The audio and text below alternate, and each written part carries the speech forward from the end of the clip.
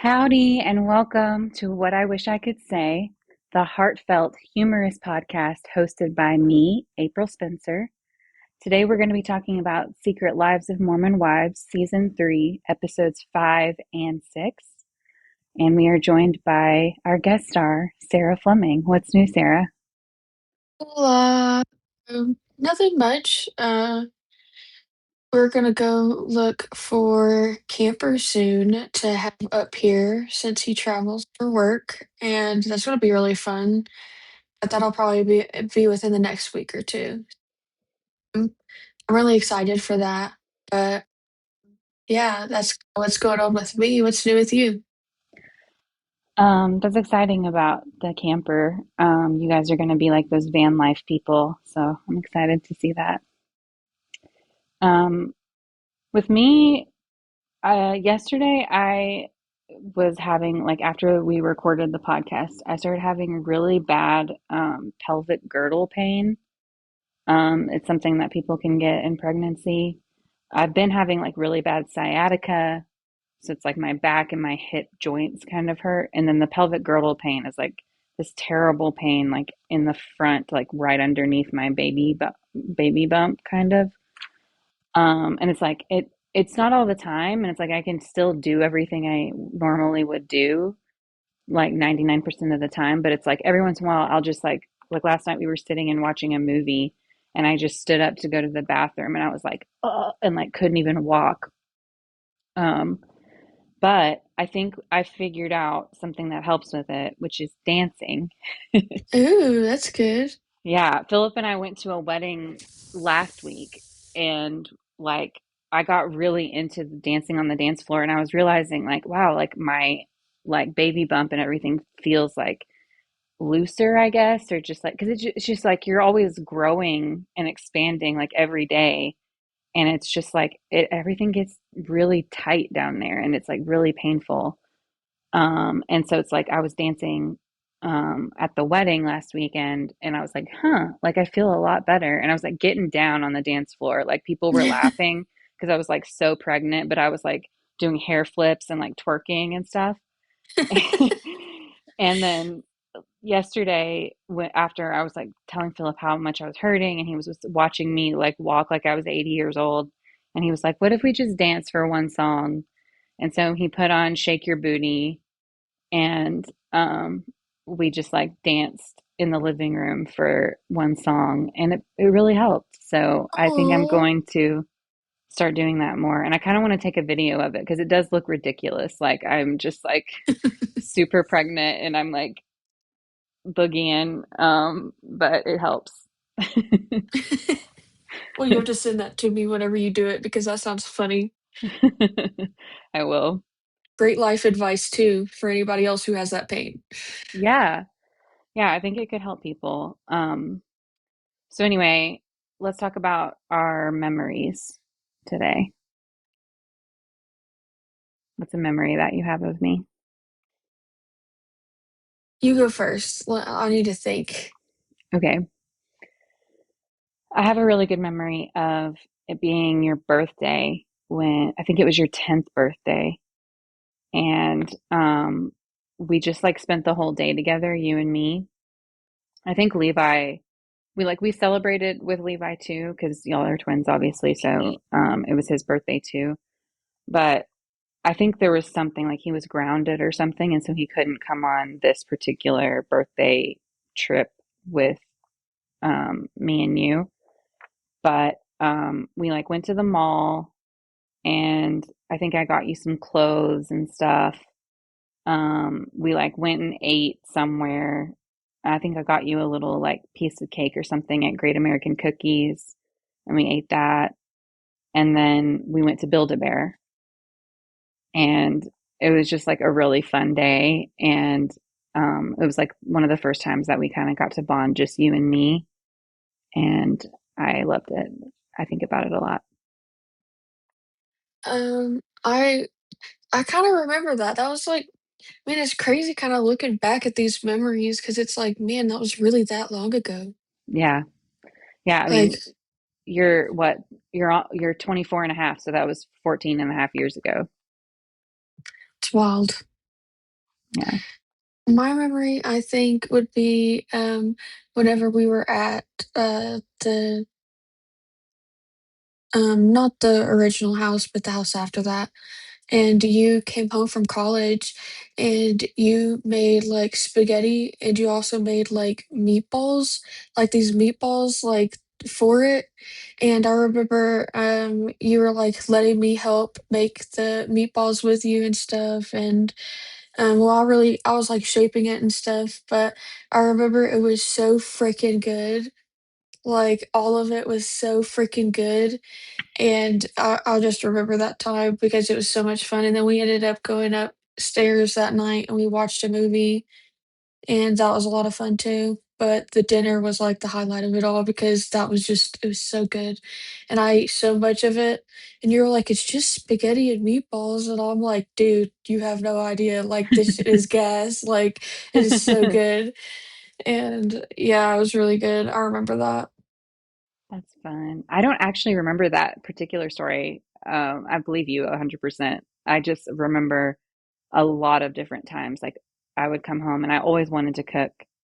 And so you and Levi were like so great in the kitchen with me. I guess I kind of like trained you guys over a long period of time, and y'all are like awesome like helpers in the kitchen now. Um, I do remember when y'all were older, y'all were like probably like 16 or 17. I came home and I made like a big meal. Like it was like an entree and sides and like it was a whole thing. And it would have been so stressful because I didn't think it out very well. Like I remember like regretting as I was making it, like, oh, I should have like timed this better. But you guys just like made up for it because I was just like, do this, do that, do this, please. And y'all just helped and it all turned out delicious. And I was like so proud of you. And yeah, I love cooking with you guys. Yeah, I think you're the reason why, like, me and Levi both had, like, a huge interest in cooking and making homemade food and stuff like that because you were always really good at it, and so we really wanted to be just as good as you, and we also were like, loved your food, and so, like, whenever you weren't there, we'd try our best as often as we could to, make, like, homemade meals, and that was because of you that we did Oh, that and wanted to learn how to cook and do different things, so oh, okay, this is fun.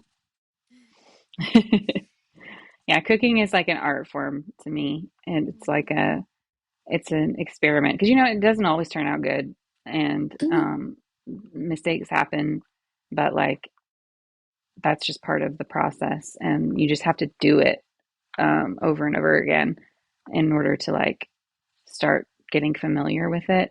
I think like when I first started cooking, I just followed recipes like to the T, and I was like always so afraid to deviate from the recipes. Um, but the past few years, I've gotten a lot more comfortable just like kind of winging it and like replacing things with stuff that I already have, and um, that makes it taste better. And I think like on some level, we intuitively know what is healthy for us, like in the moment, like whatever like our nutritional needs are. If you're like really tapped into your body, you can sense like this is the type of food I need right now because I'm like low on this nutrient or whatever. mhm. And the meals become like custom to what your body needs. And it's like really fun and exciting. Yeah. The last time I was over at y'all's house, and y'all made those pork chop and those Brussels sprouts. Oh my gosh, so good. That was Yeah, really good. Philip's Brussels sprouts are next level. They're really good. I love Brussels sprouts. And so, like, the first person actually, which I'm sure she's probably one of the people listening to this videos, but the first person that I tried Brussels sprouts with was Gabby. Really? Yeah, and I, cause before that I hated it, and I was like, well, I'm not gonna say who made them, but somebody made them, and it tasted horrible, and I was like, "W it wasn't you." but Oh, I it know. was absolutely horrible. This is your friend Gabby from Missouri, right? Yes. Okay, gotcha. And then Gabby made them one day, and I was like, "What the hell?" Because I told her I hated them, and she was like, "You're gonna try mine, like you're gonna like them." And then I tried them, and I was like, "Wow, this is actually really good. You were right." And so, yeah, and that's why I was okay with trying Phillips because they smelled like almost exactly like Gabby's, Hmm. but his were. I liked how like his were kind of crispy. Yeah, he's really good at that. He knows just how to get them like crispy on the outside and like cooked all the way through. Because that's the thing with Brussels sprouts is like a lot of times people don't cook them all the way through, and then you're just like, ugh, the texture's horrible. But Philip gets them like soft and juicy on the inside and then real crispy Hmm. on the outside. Yeah. Fantastic. Okay, are you ready to talk about episode 5? Yep. Okay, so this episode starts with Macy making dinner, and it's really sweet because she's like talking with Michaela about like Michaela's issues with like needing to go to therapy and stuff. And I just love that Macy always cries when somebody else cries. It's just like really sweet, and it's like her little Pisces butt is just like it's adorable. Yeah, I thought it was really sweet, and I really liked how she was like Michaela was saying like, "Oh, I don't want to cry," and Macy was like, "It's okay to cry," like, because a lot of times people get really uncomfortable when people show emotion. I'm Hmm. actually one of those people. Very select few people that are around me that show like severe emotion. I'll know what to do in the situation. Hmm. So it's super sweet seeing someone be like, "It's okay to cry," and like is there for her and is very open to like hearing somebody's problems and hurt and trauma. It's so sweet. Macy's a very genuine person. Yeah, I like her a lot. Um, Anything else you want to say about that scene?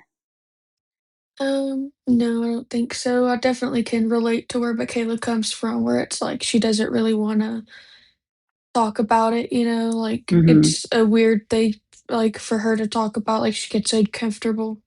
And I Yeah, definitely understand that. yeah, me too.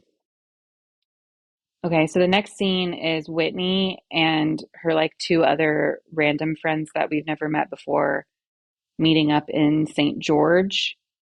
Um, and she lets out the shocker that she thinks that she is still in mom talk. Um, and then yeah, she like begs, after she has spent all of season 2 begging to be let back into mom talk. I guess she was unhappy with how lackluster everyone was when they voted her back in. And so she just stopped talking to them. But then she still thinks that she's in mom talk and that she's just taking a step back from the show, not mom talk.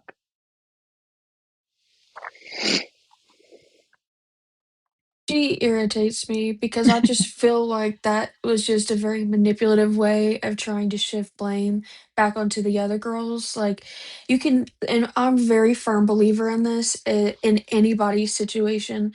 If somebody does something wrong to you, you cannot give them a time limit on when to forgive you and when to all of a sudden be like super open and have your guard down again with that person.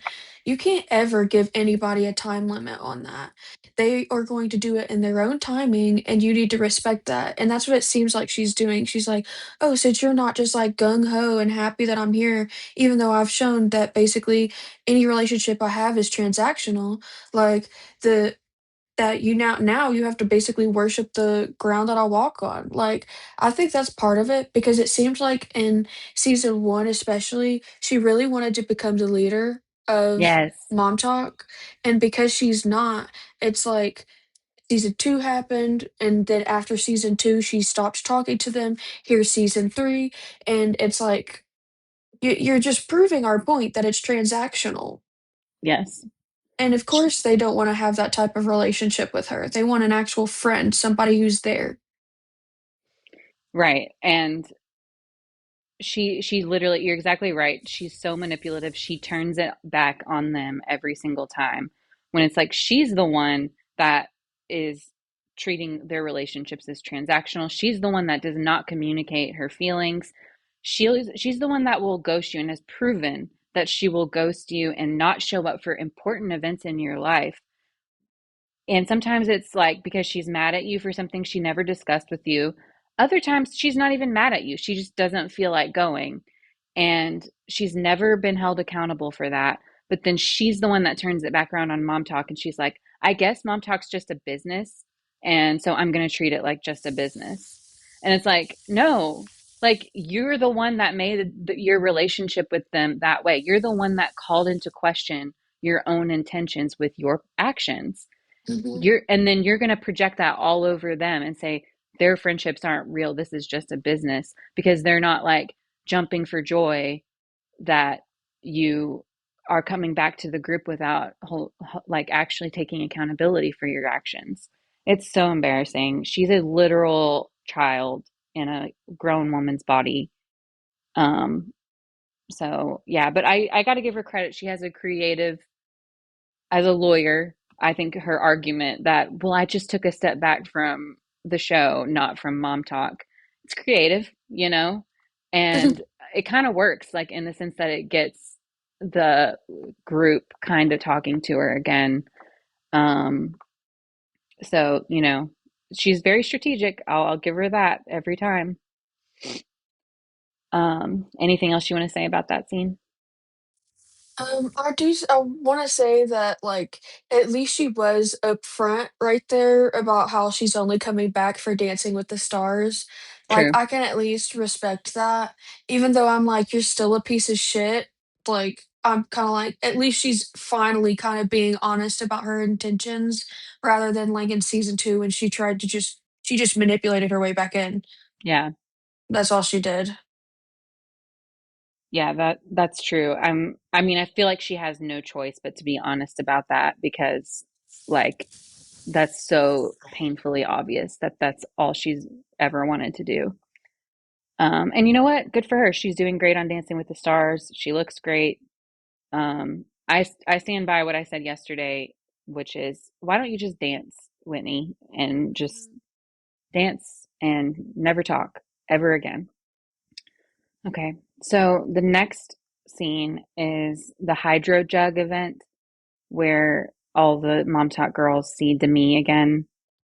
Um, I thought all of that was just so trashy and just a mess. What did you think? I agree. I feel like it was really trashy, and I think it was Jesse who said this, but Jesse said that, like, she doesn't want it to be where people are like, "Oh, we don't wanna invite these reality TV stars to events because they're acting and they're ruining it," you know? And it's just like, to me, it's like, since she wasn't recording during that time, I feel like that's the reason why she's like, "You know what? Let me just sabotage this for them," Mhm. because, like, she was provoking it.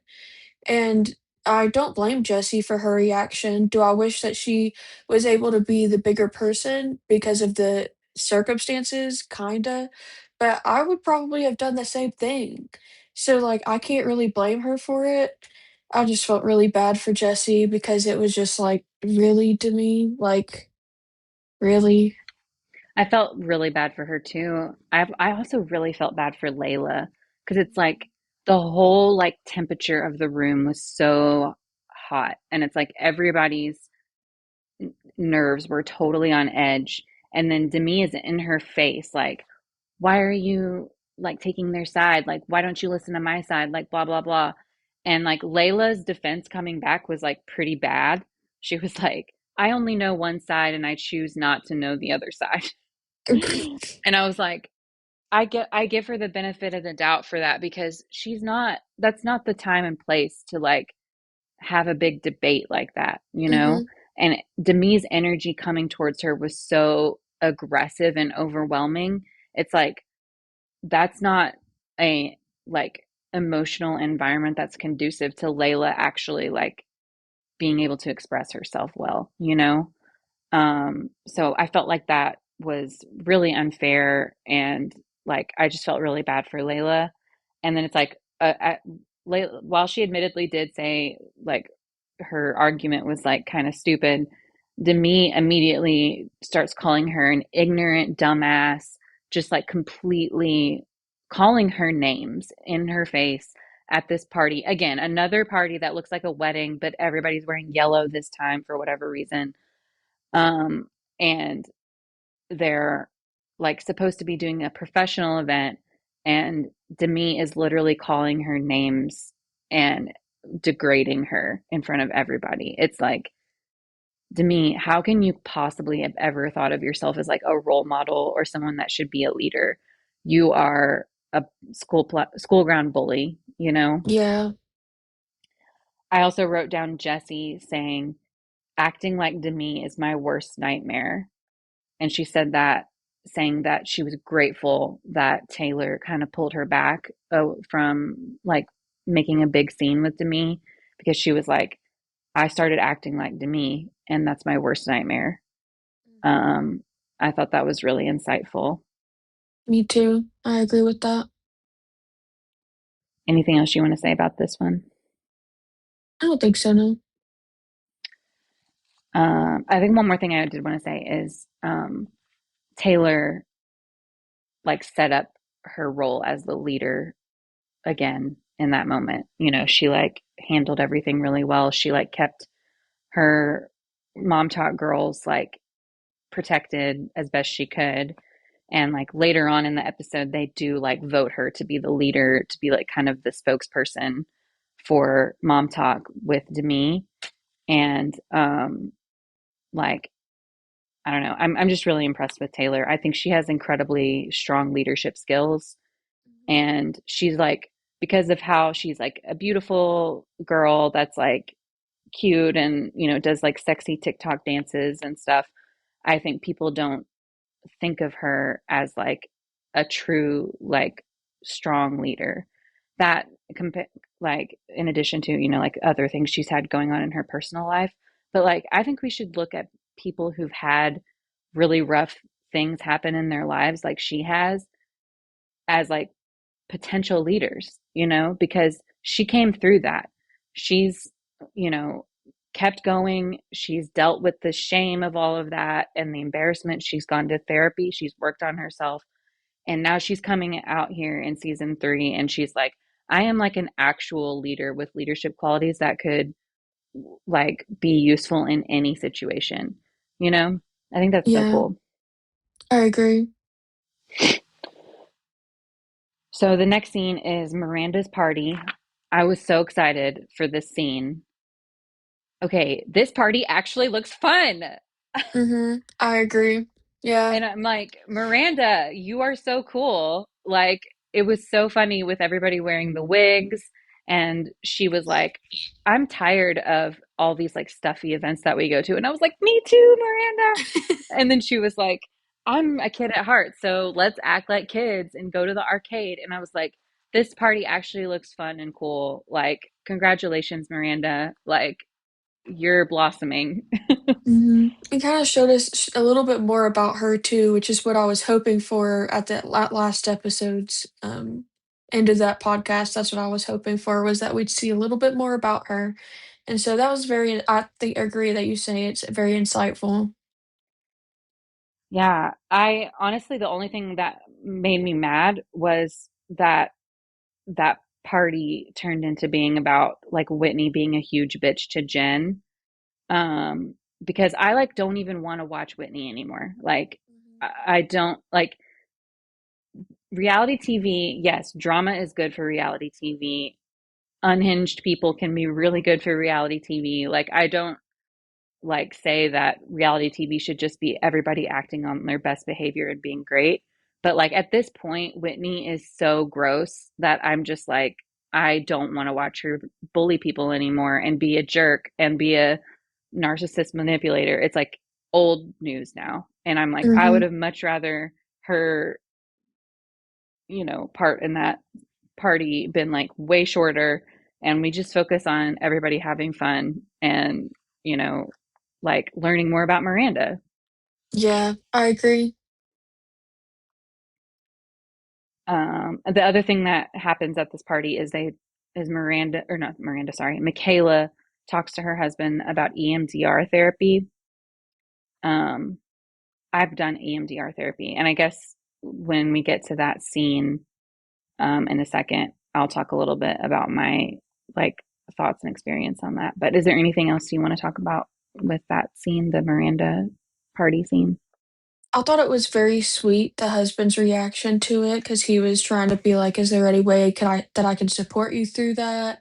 Do you wanna do it by yourself, or do you want me to come with you?" Like, and I thought that was super sweet because, like, whenever I originally heard kind of about their issues, I was like, "Hmm, I don't know if I like how Jace is handling this, Hmm. having not seen it yet," but I was like, the way she feels about it makes me wonder if he's kind of being very insensitive about it or something whenever he brings up the problem. And also, she's pregnant. So, Hmm. you know, like, I feel like that kinda has something to do with it as well. But, I, understand that it's a very hard thing for her to talk about, and so I'm just glad that his reaction was very respectful and very sweet. The little sneak peek that we get at the end of it made me be like, "Oh god," like, I'm so scared to see what that conversation is because we haven't seen that yet, Yeah, but, I just hope that he continues to be really respectful and understanding about it, you know? me too. And I just hope that he does not disappoint me about it because that's just something you can't really change sometimes. Sometimes that's permanent. Yeah, Sometimes that's something that never changes, like, really, truly changes. So, I just hope that he can understand where she's coming from and just try to love her through it, and because I think that's a very it's definitely a big part of a relationship, but it's also a very small part of the relationship, like, that you shouldn't be there just for that, you know what I right, mean? right, exactly. So Yeah, I think it's complex too because, like, mhm. my understanding is like Michaela, she suffered sexual abuse when she was like, it sounded like in her early, like, you know, elementary school years, like really, really young, which is horrible. And then when she hit puberty, she met Jace, who was like 21 at the time. She was like 16, and he got her pregnant. And then they got married, and now it's years and years later, and it's like he does seem like he's trying really hard to be a supportive partner, and it's really sweet and everything. But that's like the kind of like the missing piece, I feel like, in all of this is like, while Michaela makes it really clear that she was not sexually abused by Jace, and like that sexual abuse that she's talking about, it was not him. It's kind of a gray area that he did get her pregnant when she was 16. And it's like, Yes. And he was 21. yeah, State of Texas for sure, you'd get in a lot of trouble for that. So, yeah, um, yeah. So I think that that's like kind of the missing piece there with like their intimacy issues is like nobody's acknowledging that like their sexual relationship started when she was still really, really, really young and unhealed. And, hopefully if they do go to like a sex therapist, that gets explored more. mhm, Um, because I feel like you know, it's going to be really hard to solve their intimacy issues without acknowledging that.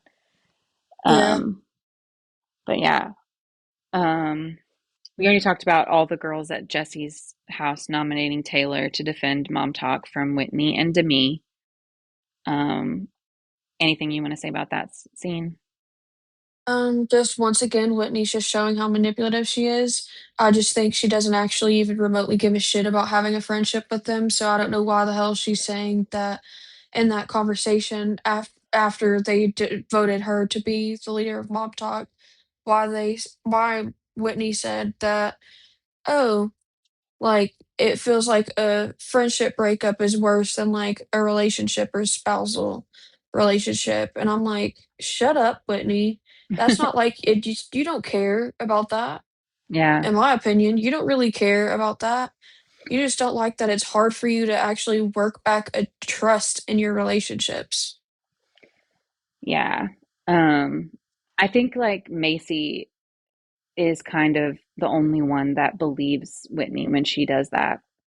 Um, I hope she said in her talking head like she's acknowledged she's a sucker for tears, and she acknowledged like, she doesn't see a way for her and Whitney to become friends again. But Macy believes, and it had in the past has believed that when Whitney turns on the waterworks like that and is like, "Oh, it's just so hard to lose a friend," she mistakes that sometimes, I think, for accountability, you know?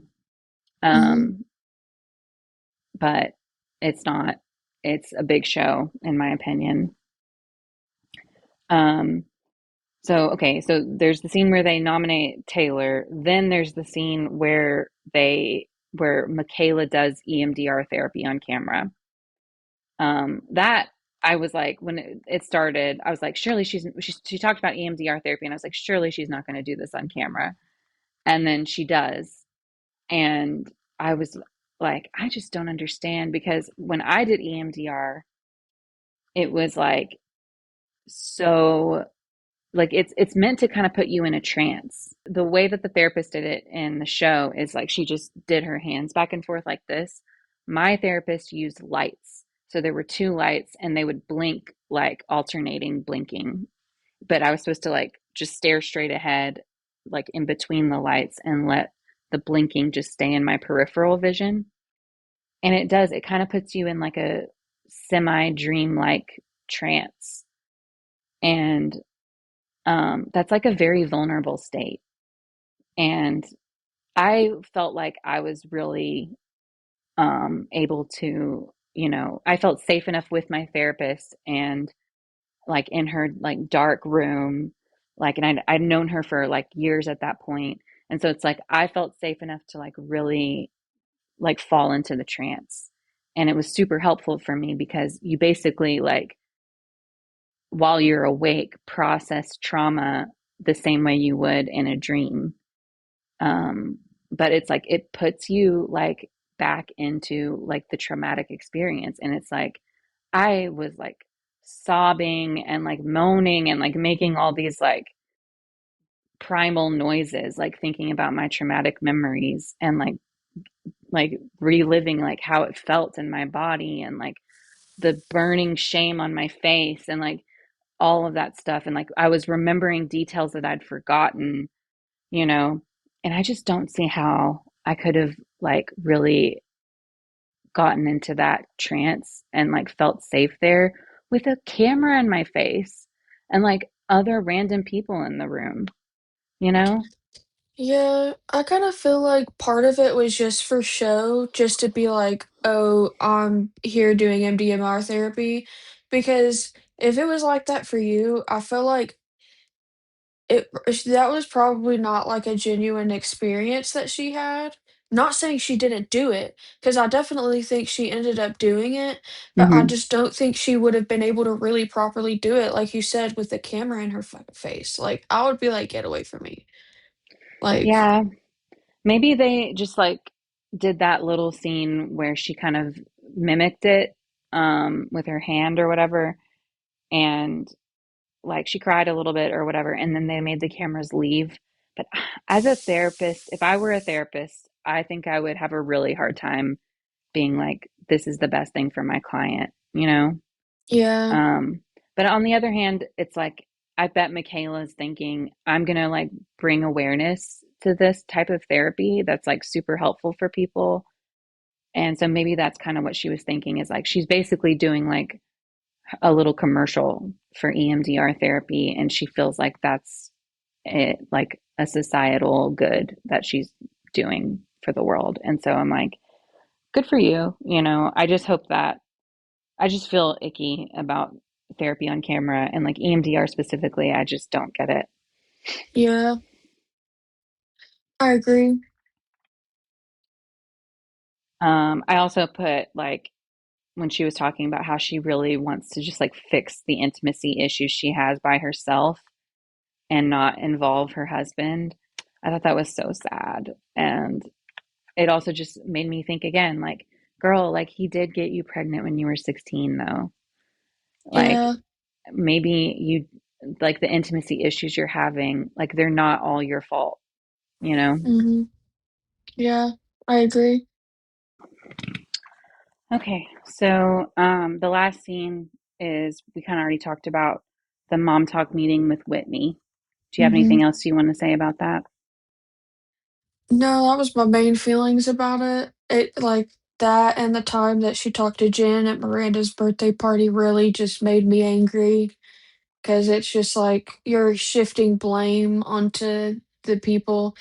I saw something on TikTok actually that I'm gonna add into this TikTok, there were people commenting on Whitney's shit saying like, "Oh yeah, they're just bullying Whitney and all this stuff." And I'm like, "Are you serious? Like these have to be paid comments because Yeah, that is like absolute BS." Like nobody, well, I mean, people haven't been really welcoming, I will admit that, to Whitney, but I mean, as she has proven, why should they be? yeah. Um, the conversation always leaves out what she's done to people. You know, she's like, they're treating me so terribly. They're so cold. She said, I wrote down that at this meeting, she said, the vote didn't feel sincere. You begged to be just let back in. And then you're like, well, the vote wasn't enthusiastic enough. So, like, you are a child. Um, I don't know. I I think she's delusional. I think that she's also very calculated and like when she was like driving away, like, I'm gonna get Dancing with the Stars. Like she put on that whole big show crying. She like walked out dramatically and just like left everyone. And then she like gets in the car and she's like, I'm getting Dancing with the Stars. Like that smug face she has is just so hard to look at. I'm sorry.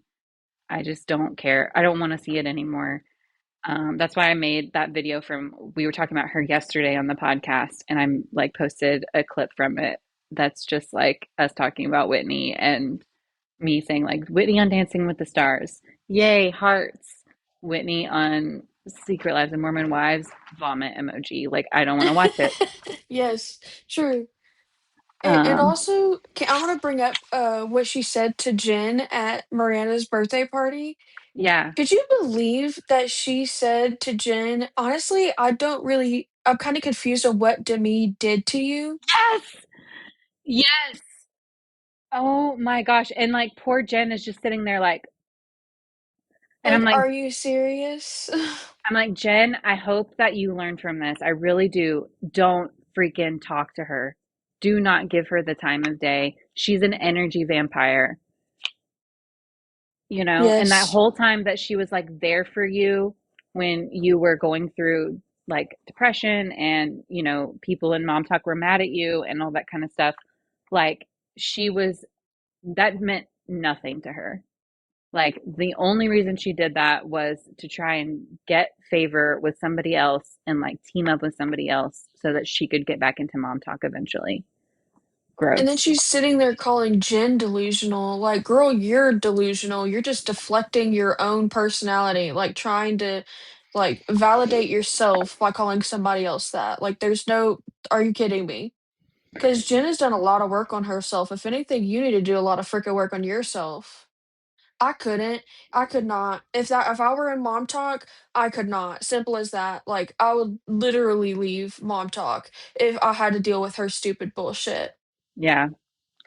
Yeah. And that's what I'm hoping they all learn, honestly, is like literally don't spend any, you have to, with those people like Whitney, I think she's a total narcissist, sociopath.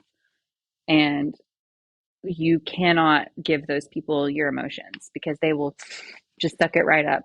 And so you have to be, they call it gray rocking. You act like a gray rock. And if you have to interact with them at all, you're just like, wow, interesting. Like you don't show them any emotion. You don't. give them any information about yourself, and you get away from them as fast as you can. Okay. But yeah, Anything else you want to say about episode 5? I don't think so. Dope. Okay, so moving on to episode 6. Um, the episode starts out with them having dinner in LA, and they see the shady post that Marciano posts about Demi.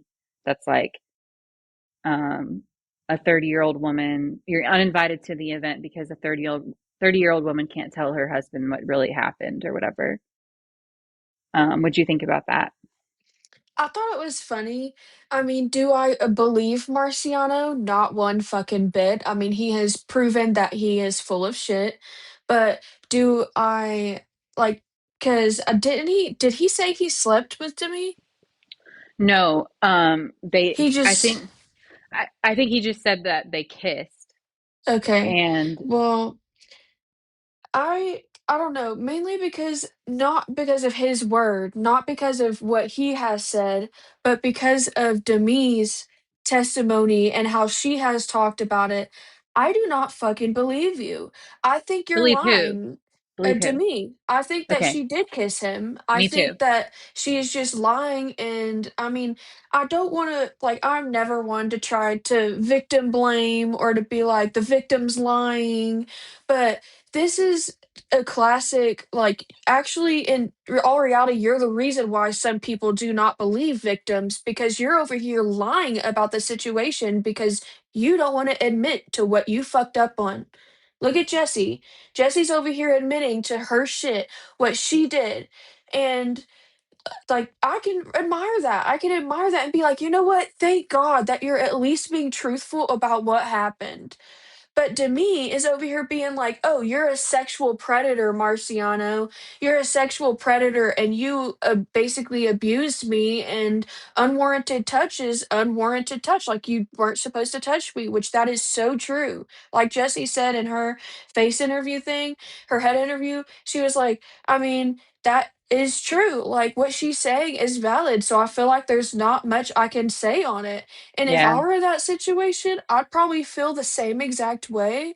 But I don't believe to me for anything because she's over and she's literally over here doing the same shit to her after she was like, oh, that's victim shaming or whatever. And then she's trying to say that she's lying about the situation and believing Marciano over her. that's exactly what I wrote down when it got to that scene with Demi and Jesse at the very end of the episode. Um, I was like, Demi. The first thing Jesse does is she's like, Demi, why are you going around telling people that I had sex with Marciano? And Demi's like, because Marciano said you did. And then I'm like, but don't you say, aren't you telling everybody that he's a sexual predator and that he's lying about what happened between you two? So why on earth would you take his word for what happened between him and Jesse? That to me is the whole thing. That's the whole thing. Hmm. Is it's like, Demi, you are only taking the information that you're given and using it in a way that benefits you. You do not give a shit about the truth. And that's why I don't believe her. And it's like, Hmm. and that's the only reason that I'm like, of the two narratives that Marciano and Demi are putting forward about what happened between them, the only one that I believe is Marciano. Even though he's a clown and he's a liar and I don't believe anything he says. It's like he's that's how like discredited Demi is at this point. Is that I Hmm. actually believe Marciano over her. At the end of the day, I just don't care though. You know? Yeah. Like Hmm. I don't care if Demi kissed Marciano. I don't care if Jesse kissed Marciano. I'm like, these people are grown adults and they need to work those things out between their marriages on their own.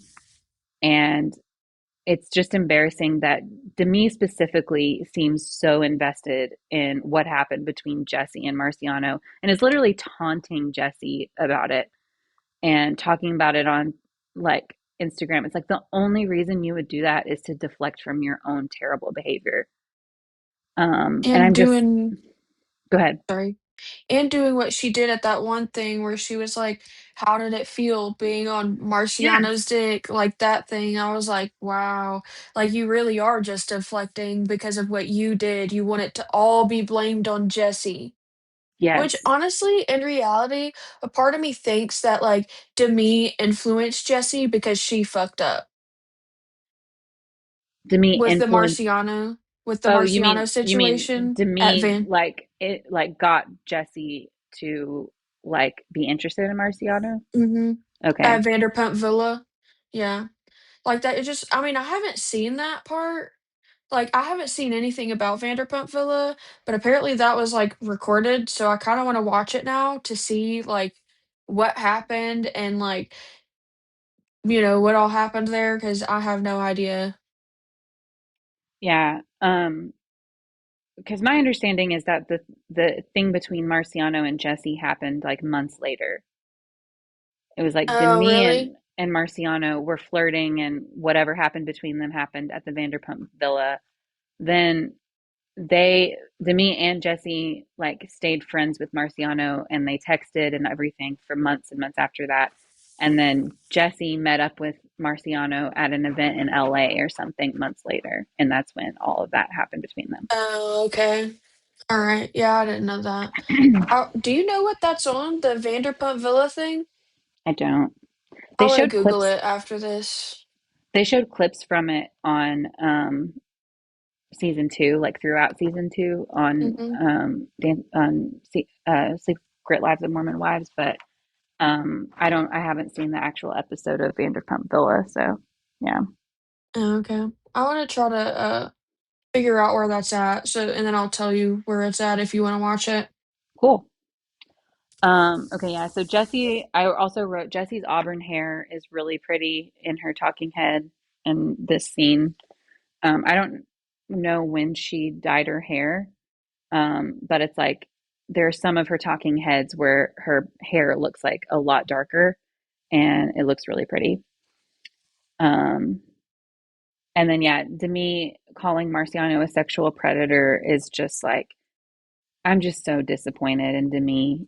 Like I I believe him in that situation.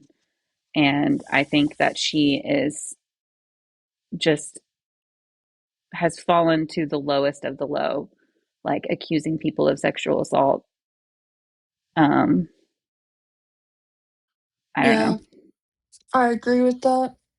I just think that that, of all things, is just it's so messed up because it can really ruin somebody's life doing stuff like that, and I think that you should get some type of consequence if that's proven to be wrong, that you're lying about him. I mean, he could probably sue her for defamation if she keeps on going, but I mean, it's possible. Um, I don't know if that would really help him or not, but um, I don't especially know. because he's lied so much. He's lied so much. He's a public figure, which makes it a lot harder to sue for defamation in the United States.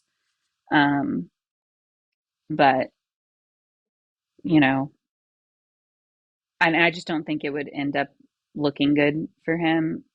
But I genuinely feel bad for him. Um, yeah, I definitely don't believe Demi.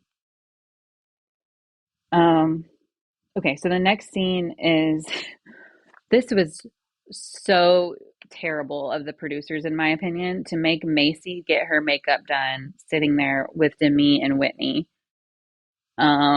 What a nightmare having to sit there and listen to Demi's word vomit. Um, she makes me feel sick. Like there's something so diseased about her now. And I guess it's the fact that she's been rejected by everyone and she thought she was going to be the fan favorite and be the leader of Mom Talk. And now she's like the even more of a villain than Whitney. Mhm. And that's why she's sitting there like word vomiting. It's just so embarrassing. Yeah, and then you hear Whitney's side commentary right there. And I'm just like, shut up. Like, you guys make me want to listen to a fork on a plate better than this. Yeah. Like, I do not want to deal with this shit. Like, shut up. Like, nails on a chalkboard. It drives me nuts. And then the fact that Demi was over there, like, trying to compare trauma. I'm like, girl, if you don't shut up, if you're gonna do that to the wrong person one day, you're gonna do Yeah. that to the wrong person one day and be actually really freaking humiliated. Cause It's that is so wrong at like on so many levels. Nobody should ever do that to anybody. It doesn't matter how bad it is or how small it is. Nobody should ever do that. Ugh, it just shows her just character, and gross. it shows like a lack of a massive, massive lack of empathy for like what Hmm. it feels like to actually be sexually assaulted and like be silenced about it. And I, after listening to Macy's audiobook and hearing all of the abuse she suffered, and last episode watching Michaela cry about her past trauma and abuse, it's like makes me see red that Demi would like bring that up and like shove it in their faces for why, like, and try to shame them for not supporting her lies. Mm, I don't understand what Demi's fascination is with people not being on her side. Because if you knew your own truth, you're not gonna give a shit about who's on your side. right. You're gonna tell you're gonna just say your side, and if it goes in one ear and right out the other, you're gonna be like, okay, whatever. Like, I really don't give a shit to tell my truth over and over again. Like, you're not gonna sit there and try to keep reiterating it and be like, why aren't you loyal to me? Why aren't you loyal to me? Like, you don't want somebody to be loyal to you. You want people to blindly follow you. Yes. She doesn't care about the truth at all. She cares about popularity. It's like she's like the most like diseased Leo. Like that's what Leos want, is like attention, love. They want to be the center of attention, the leader, and they want not just attention, but they want everyone to like admire them, right? Mhm. And she has lost that like so quickly and so hard. And that's all that she really cares about. And she's never going to be like a balanced human being that's like happy and fulfilled if she doesn't let go of that and realize, okay, the truth and like me feeling good about myself is actually more important than other people's opinion of me. And even if nobody in the world believes me, as long as I know my truth and I'm telling the truth, I can be secure in that. And if other people talk shit about me, have opinions about me, I can just sit there and go, they're mistaken, you know? Yep. Mhm. And like, I just feel really sorry for her, honestly. I feel like I genuinely feel bad for her at a certain point that like she is so misguided and fucked up that I don't know if she's ever going to be able to understand that. It's Mhm. something that I struggled with, for years. I'm a Leo rising, and that's why I like relate to her in a lot of ways. Is like you do like have this craving to like be seen as a good person, to be Yeah. seen as the hero of a situation. And it was really hard for me, but I had to let go of that in order to actually be a good person and treat people well, you know? Yeah. Um, so I just feel like I feel like she's just completely torn up and ruined inside, you know?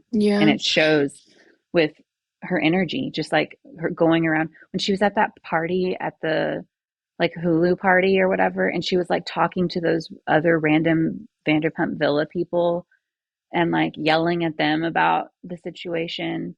Like that was so embarrassing. It's like you can't like let go for 1 second and just have fun because you're so busy like trying to campaign for yourself, you know? Yeah. I agree. That's what made me be like, yeah, like I don't think I'll ever be able to believe her Yeah. because it's like you're so far and deep into your lies about that situation that you have to tell anybody that's willing to listen, anybody that's willing to have a conversation with you. And it's like that just kind of takes some of the truth out of it. It takes some of the and good intention if that's what's there, which I don't think it is, but if there were good intentions in that conversation, I don't see it anymore. Mm-mm. Same. So, Yep. Anything else you want to say about that scene where Macy and Demi and Whitney are getting ready? no, I don't think so. Okay. The next thing I wrote down was about the Dancing with the Stars interviews. Um, it was kind of boring to me because it's like I already know who gets it. Mhm. um, but I was surprised that Layla has such a huge dance background. I didn't realize she'd been dancing for like 16 years and had done like all kinds of dance. Yeah, me So neither. I would love for her to be on Dancing with the Stars next season. She kind of dodged a bullet, I think, by not being on it this season with the other two girls. Because I think from what I've heard, there's like more drama about that coming out. Um, but hopefully, like she gets to do some kind of dancing show because it sounds like she has like a really extensive dance background, and also she's beautiful. So I would love to watch that. Yeah. Anything else you want to say about the Dancing with the Stars interviews? Um, no, I definitely or actually, yeah, I don't know why I do that. I'm like, "No," then I say something about whatever it is you said. But I didn't like Whitney's attitude after she got done with her interview. I was just like, "Ew." And I mean, I might be biased because I don't really like her, but at the Yeah, same time, like, why are you so, like, full of yourself? And it kinda pisses me off that she got it, even though she did amazing, but it just kinda pisses me off that she got it because it's like, you're so full of yourself, it's actually quite disgusting, which actually I think you kinda need, like, that confidence, that overconfidence whenever you're on Dancing with the Stars, so I guess it is fitting, but it's just like, I guess because I know the intentions behind it and what she did to get there to those interviews, it yeah. just makes me be like, "I kinda lose respect for you." That's exactly how I felt. I was like, ew, when she was talking, but I was like, I can't even, I'm so biased against Whitney at this point that I don't think I can put myself in the place of the interviewer. And Mhm, like, it's like she doesn't have all that background necessarily coming into it. And she's just looking for someone who's like charming and whatever. And like, Whitney does have an extensive dance background. She really wants to do it. She's super passionate. I think the interviewer did end up picking the two that really wanted to do it the most. mhm. Um, so, you know, that's why I was kind of like, I don't even have much to say about this because I'm just like, I know that Whitney gets it. Um, Gross. Yeah.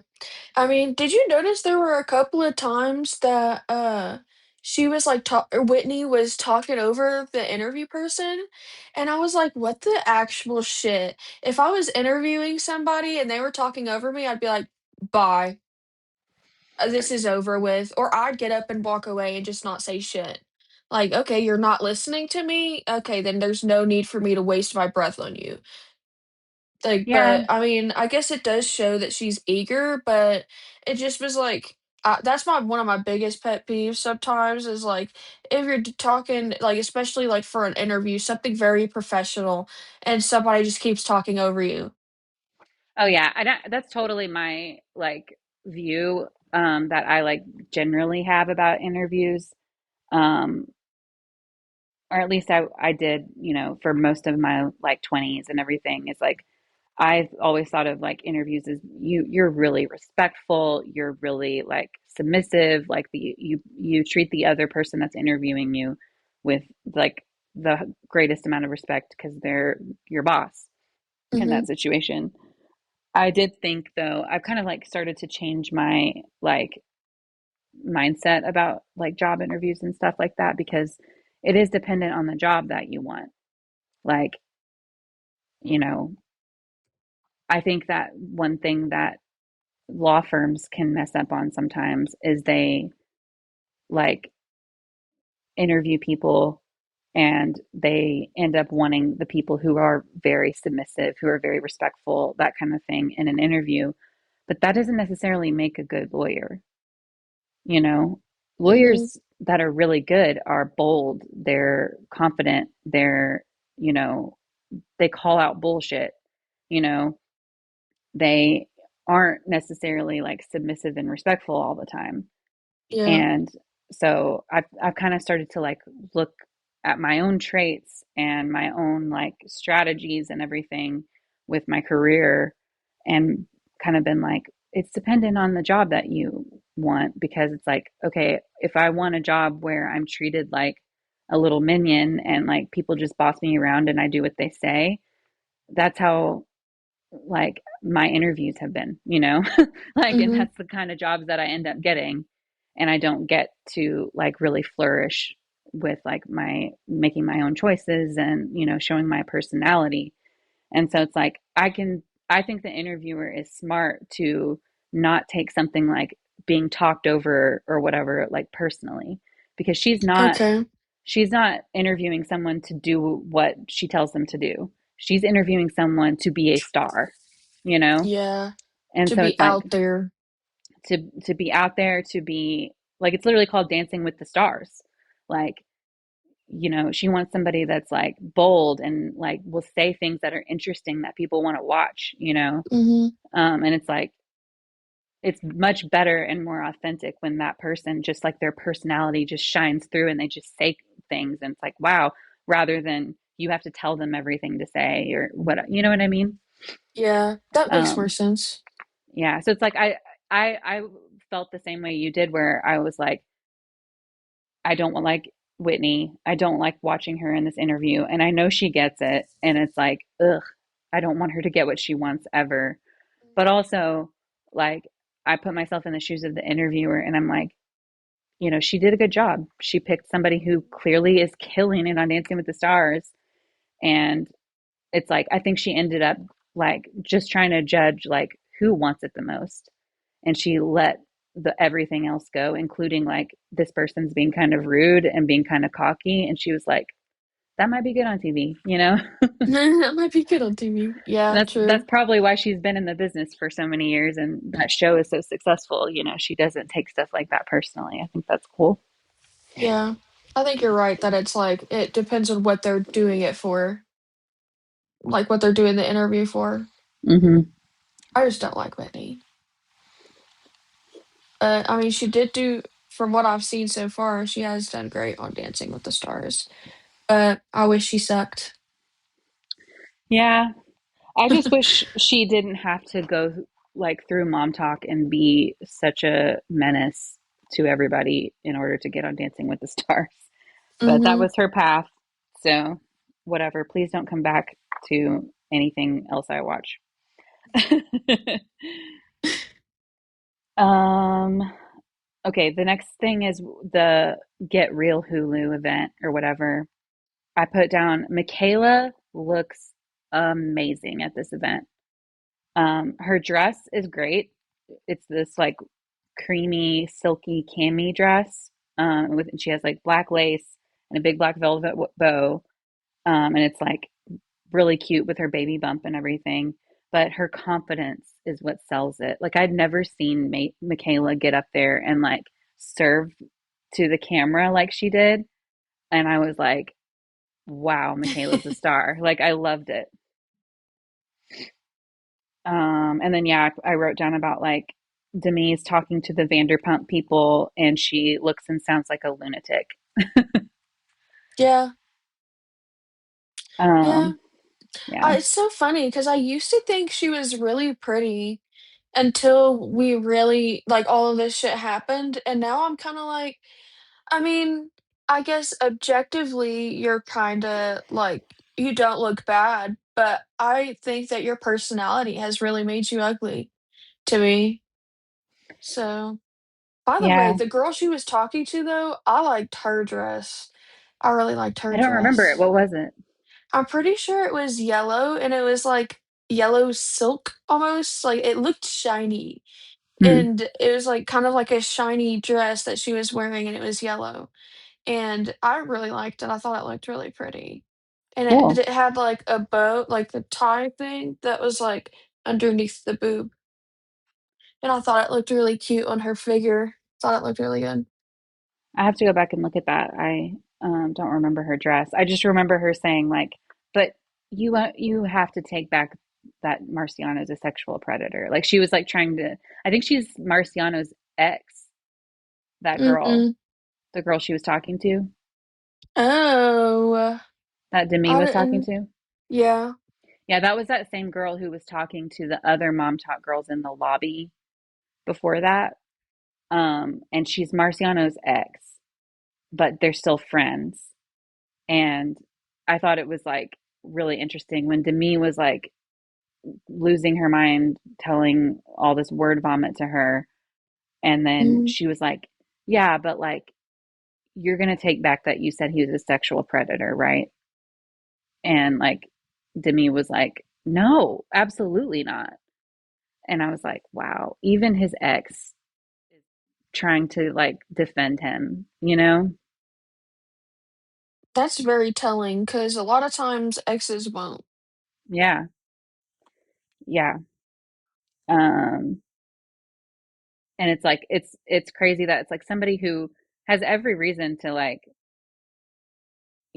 be pissed at Marciano and like not like him or whatever is like looking at Demi and being like, I don't believe you. Like, it's crazy. Yeah, it is crazy. I just kinda feel bad for Marciano too, and even though he's a liar and a clown and full of shit, but I definitely don't think he deserves to have an accusation like that thrown around about him if it's not true. So it really makes me feel bad for him Yeah, me in too. that sense. Me too. I all I can hope is that most people feel the same way as his ex and the other Mhm, people, the other mom talk girls, that it's like, yeah, he is a clown, but like he's not a sexual predator, or at least he didn't do what Demi is saying he did. Um, so mhm. anyways, Whitney and Taylor are having a one-on-one conversation in episode 6 where Taylor comes in and lays on the bed. Do you know what I'm talking about? Yeah. um, Taylor basically apologizes to Whitney because she was like, I didn't realize like that was probably felt like we were ganging up on you. Yeah, I mean, I remember that, yeah. What do Do you I think? think she should have done it? No.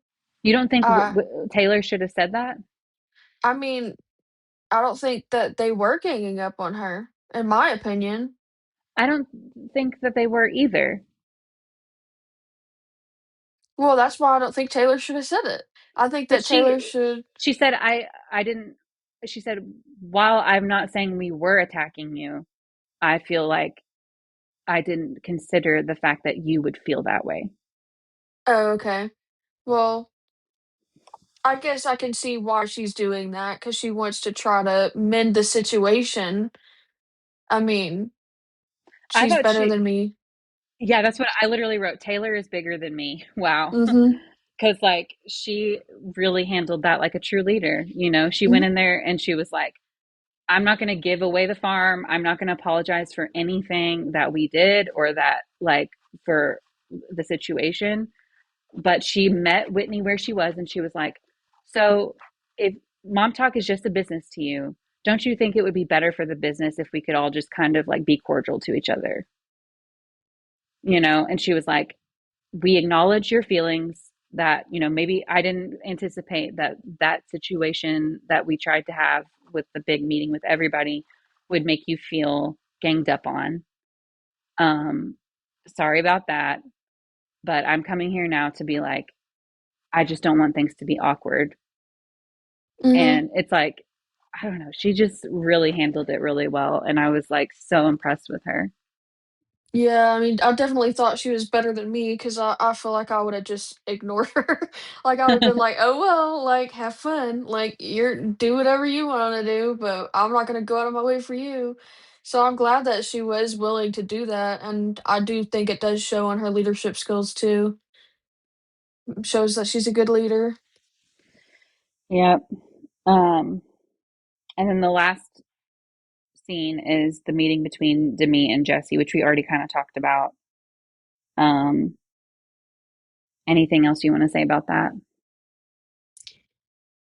I mean, I'm glad they kinda somewhat, I guess, tried like, I guess they did what Whitney and Taylor did, sorta, like, tried to, like, remedy the situation, but at the same time, do I think Demi deserves it? Obviously, no, but I see why they would wanna do it just because they don't want any problems at any events that they're gonna have to be at together, so I guess I can kinda see why they need to do it. But I wish that it could just be bye bye to me, bye bye Whitney, and then us not have to worry about it. But we'll see what happens next episode for sure. Yeah, I thought Jesse's main intention for having the meeting was to be like, Demi, stop telling people that I had sex with Marciano. Mhm. Um, and I feel like they didn't like go into a lot of detail of like how it ended up. But the impression I got was that they agreed to stop telling people like different, like they mutually agreed, like Jesse's going to stop talking about anything happening between Demi and Marciano, and Demi is going to stop talking about anything that's happening between Jesse and Marciano. I hope that they do that and they stick to it. But I don't have a lot of faith in Demi because she's so desperate to like smear other people and project and deflect from her own mistakes that I don't know if she can hold to it. Yeah, I agree. The little sneak peek we have to the next episodes, though, have me really nervous about Jace and Michaela. Yeah, me too. So We'll I'm see. excited to learn more about that, but also nervous. Me too. Um, you want to do what I wish I could say? Yeah, sure. You wanna go first? Yeah. I'm gonna talk to Michaela because I just felt like I saw, you know, so much from her in these two episodes. There was so much vulnerability. Um, there was so much showing like how hard she is on herself, like taking the like responsibility for all of the issues in her marriage on herself. Um, and I just first of all want to congratulate her on like coming from a really unsupportive family that seemed straight up awful, honestly, and like building for herself in her 20s a family of chosen people that really do support her, like Macy and Jace. Um, and so that speaks a lot to her character, and I think that's awesome. And I also want to tell Michaela, you looked so fantastic at the Hulu event, and I feel like your sass and your spark was just like so poppin' there. And I bet that's because you went to therapy. And so I want you to like remember that whenever you're like, I do not want to go to therapy, whether it's the EMDR or the sex therapy or whatever, I know that it's really hard for you to go. And I know that you would much rather do anything else than put yourself through that. But I want you to know that I can see the results already. And just the way that you hold yourself and the way that the light's back in your eyes. And so I say, keep it up. Okay, that's very nice. I think mine is probably gonna be to Macy, and it's just for, I wanna thank her for being so supportive for Michaela and being able to help her get in tune with her emotions and not making her feel guilty for anything, her trauma, what she wants to talk about, any of that. And also just hold a lot of respect for you and hope that you can stay just the way you are, honestly. because it seems like you always want to be there for everybody else, and I really look up to that. Like I want to be able to be that open with with different people, and want to be able to be there for people even if they have upset me. And so I do really look up to that and hope I can obviously learn something from you throughout this process. I never thought I'd say that about a reality TV show, but I definitely hope that I can learn some of those qualities that you have because I really respect that. That was so good. Cute. Okay. I will talk to you later. I love you. All right, I love you too. Bye. Bye.